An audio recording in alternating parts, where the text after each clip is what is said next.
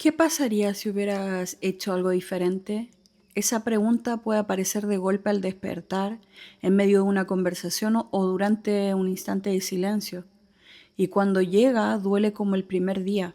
Para muchas personas se convierte en una compañía persistente durante años, incluso después de una pérdida. Es una pregunta que vuelve una y otra vez buscando una respuesta imposible. Su fuerza es enorme porque no solo mira hacia el pasado, también toca una herida profunda, la sensación de que quizás había algo más que podíamos haber hecho para evitar lo que pasó. Porque la mente no deja de volver al pasado. Si alguna vez te has sorprendido repasando una conversación una y otra vez, reconstruyendo decisiones o buscando señales que antes no viste, no estás solo o no estás sola. Después de una pérdida, la mente suele regresar al pasado de forma insistente, como si en algún rincón de la memoria pudiera encontrar una respuesta capaz de aliviar el dolor. No es falta de inteligencia ni incapacidad de aceptar la realidad. Es el intento profundamente natural de encontrar sentido cuando algo que amábamos desaparece. Y detrás de ese hubiera suele esconderse una necesidad aún más profunda, la necesidad de sentir que todavía había algo que podíamos hacer. Lo curioso es que muchas veces creemos que estamos buscando una explicación cuando en realidad estamos buscando algo mucho más profundo que eso. Estamos intentando recuperar una sensación de control, porque la pérdida no solo nos arrebata a una persona, también destruye una parte de la confianza silenciosa con la que experimentábamos el mundo. Esa confianza que nos hacía creer que mañana sería parecido a hoy, que quienes amamos seguirían estando ahí, que la vida con todas sus dificultades seguía una lógica más o menos comprensible. Sin embargo, el duelo rompe esa ilusión de una manera brutal, y cuando eso ocurre, la mente comienza a buscar desesperadamente alguna manera de restaurar el orden perdido. Por eso volvemos al pasado, no porque seamos incapaces de aceptar la realidad, no porque estemos fallando en el proceso del duelo. Volvemos porque el pasado es el único lugar donde todavía parece existir una posibilidad, el único lugar donde todavía podemos imaginar que las cosas ocurrieron de otra manera. Mientras reconstruimos conversaciones, decisiones y detalles, seguimos manteniendo una pequeña ilusión de movimiento, seguimos sintiendo que estamos haciendo algo, porque aceptar que ya no podemos hacer nada suele ser mucho más difícil que seguir buscando una respuesta. La culpa, como intento de recuperar el control, es algo real durante el duelo. Existe una paradoja profundamente humana en todo esto. La culpa suele resultar ser menos aterradora que la impotencia.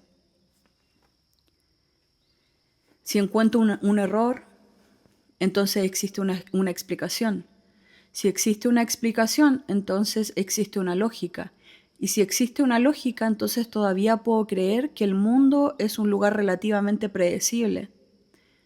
Lo verdaderamente aterrador es contemplar la posibilidad de que algunas tragedias ocurren incluso cuando amamos profundamente, incluso cuando cuidamos, cuando hacemos todo lo que está en nuestras manos.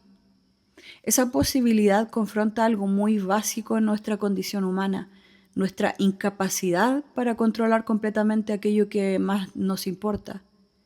Hay una frase que escuché hace unos años y que sigue pareciéndome una de las observaciones más honestas sobre el duelo.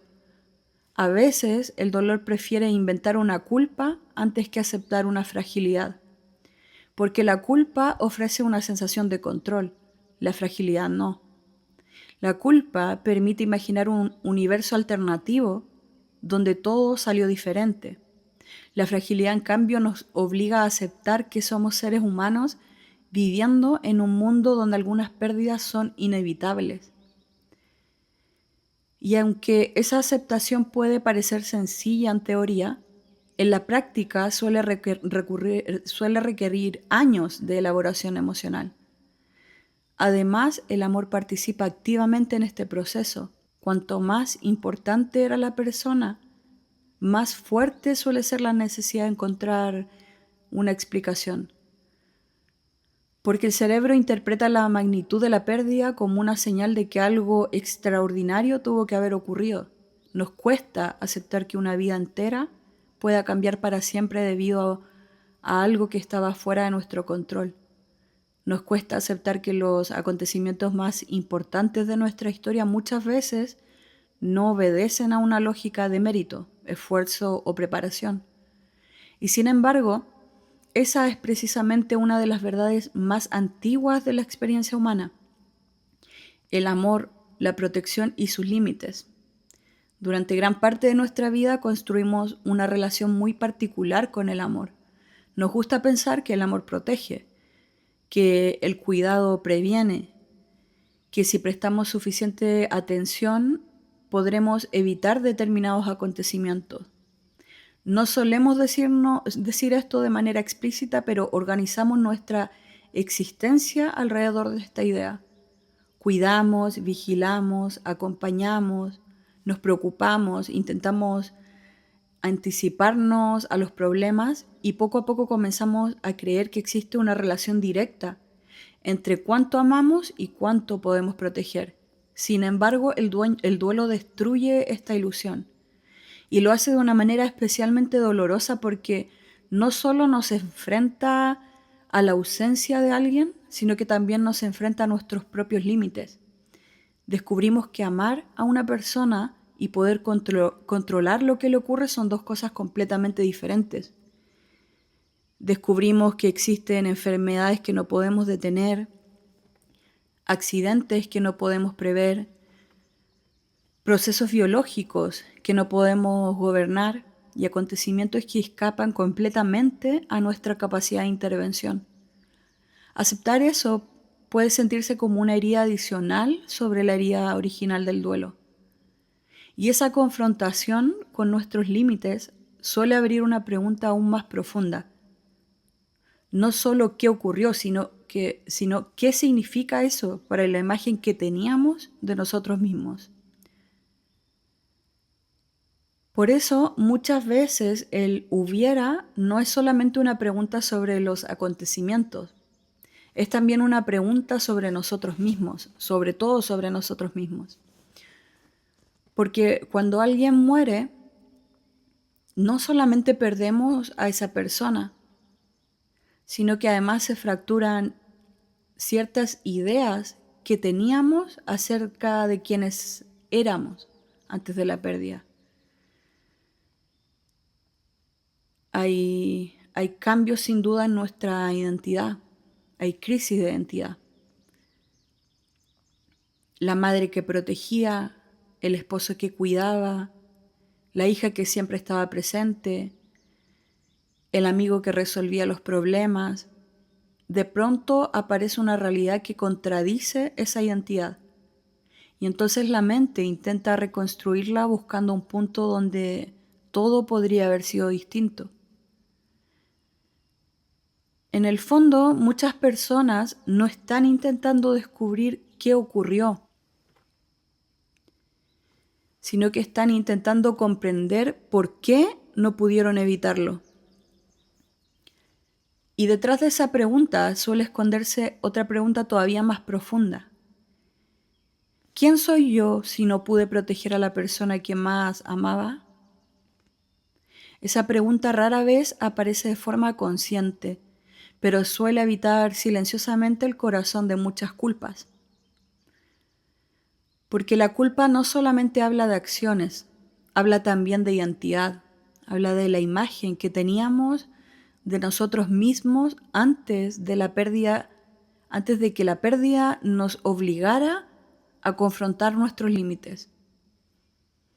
Quizás por esto algunas personas permanecen atrapadas durante años en determinados recuerdos.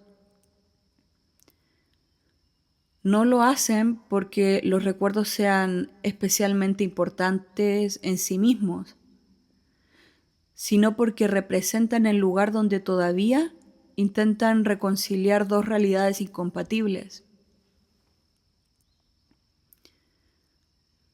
Por un lado, el amor inmenso que sentían por esa persona, y por otro lado, el hecho de que ese amor no pudo impedir su ausencia.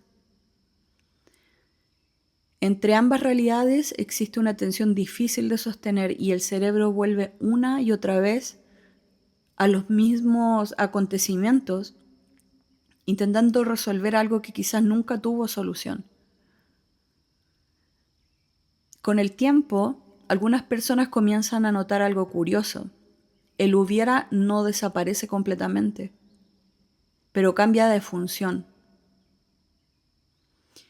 Deja de ser una investigación obsesiva y empieza a convertirse en una expresión del amor. Este hubiera ya no aparece para encontrar culpables, aparece porque hubo una persona tan importante que nuestra mente todavía intenta imaginar formas de conservar a esta persona.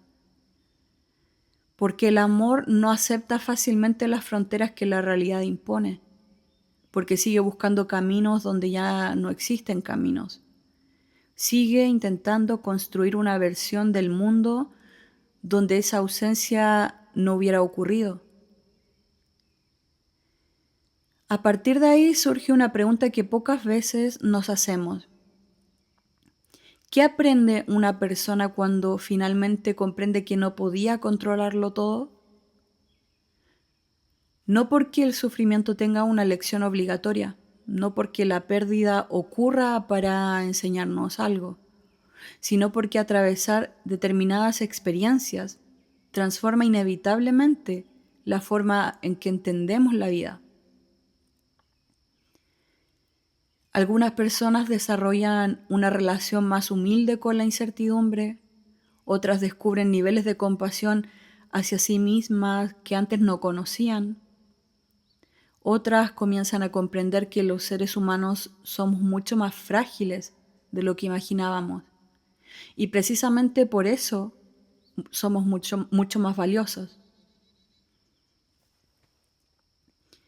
Tal vez una de las transformaciones más silenciosas del duelo sea esta: aprender que el amor y la vulnerabilidad nunca estuvieron separados, que amar profundamente siempre implicó exponerse a la posibilidad de perder, que cuidar a alguien nunca garantizó poder conservarlo para siempre, y que la fragilidad que hoy duele tanto es la misma fragilidad que hizo posible el vínculo en un inicio. Porque si las personas fueran eternas, si nada pudiera perderse, si todo estuviera garantizado, el amor tendría un significado completamente distinto.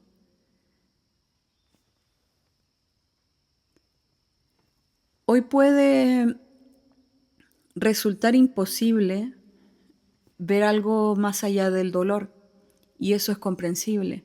Hay etapas del duelo donde la pérdida ocupa todo el horizonte visible, donde el pasado absorbe la mayor parte de nuestra atención y donde el futuro parece haberse reducido a una niebla imposible de atravesar. No hay nada incorrecto en eso, es una experiencia profundamente natural en el duelo. Pero también existe otra verdad igualmente natural. Nadie conoce completamente el resto de su historia. Nadie puede prometerte cómo será el futuro. Nadie puede decirte cuándo dolerá menos. Nadie puede garantizar qué comprensiones van a llegar, qué vínculos van a aparecer, qué formas de amor existirán todavía en tu vida o qué partes de ti van a seguir transformándose con el tiempo. Pero tampoco nadie puede afirmar que ya has visto todo lo que tu existencia puede contener. La pérdida ha cambiado tu historia, eso es innegable. Pero la historia completa todavía no ha terminado de escribirse. Y tal vez esa es una de las enseñanzas más profundas y esperanzadoras que deja el duelo. Aprender que la incertidumbre no desaparece, pero que podemos seguir caminando dentro de ella. Comprender que la vida no vuelve a ser la misma y aún así continúa desplegando posibilidades que hoy no alcanzamos a imaginar. Aceptar que algunas ausencias permanecerán con nosotros, no como una condena, sino como una huella que nos dice que el amor pasó por nuestra vida y que marcó nuestra vida. Porque transformarse no significa olvidar, significa seguir viviendo de una manera nueva, descubrir que podemos llevar el dolor y al mismo tiempo abrir espacio para la ternura, para los encuentros inesperados, para momentos de calma y para las versiones de nosotros mismos que todavía están por nacer. La pérdida forma parte de tu historia, pero no es el final de ella, y aunque hoy no puedas verlo con claridad, la vida sigue escribiéndose, con preguntas sin respuesta, con fragilidad, con incertidumbre, pero también con una capacidad extraordinaria de renovación. Quizás la esperanza más honesta no sea creer que todo volverá a ser como antes, sino confiar en que incluso después de esto tan gigantesco y después de lo impensable que resultó toda esta experiencia, todavía existen caminos por recorrer, significados por descubrir y vida por vivir.